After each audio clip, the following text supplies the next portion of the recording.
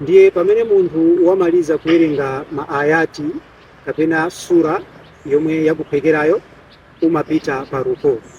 Ndiye popita pa rukuu umakwezanso manja ndi kunena Allahu akbar ngati mmene umapangira kumayambiriro kwa swala kuja. Ndiye upanga kukweza manja chonchi ndi kumanena Allahu akbar ukupita pa rukuu. Usanene Allahu akbar ulipompa.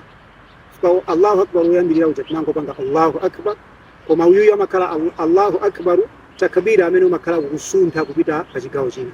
Ndiye kuti ukamaliza sura ija kapena aya ija upanga Allahu akbar kupita pa rukuu. Kuchoka kwake kukhale bwino, koma usapange Allahu akbar kupita pa rukuu zimene zosalondola, kapena Allahu akbar utafika kale pa rukuu zimene zosalondola. Ukuyeneka kupanga mu nthawi yomwe kupita pa rukuu. Ndiye kuti kuchoka apa Allahu akbar tikufika pa rukuu. Ndiye mukaona zala zangazi ndazitambasula.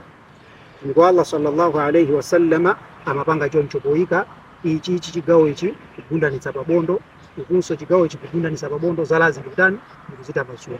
Ena amapanga chonchi kugwira pamwamba pa bondo. Izi zosalondola, ndipo timakhala tikusemphana ndi mmene mtumiki wa Allah sallallahu alayhi wasallam amaswalira. Choncho tikuyeneka kuti tilikumbatire bondo lonseli, zalanso titazitayanitsa.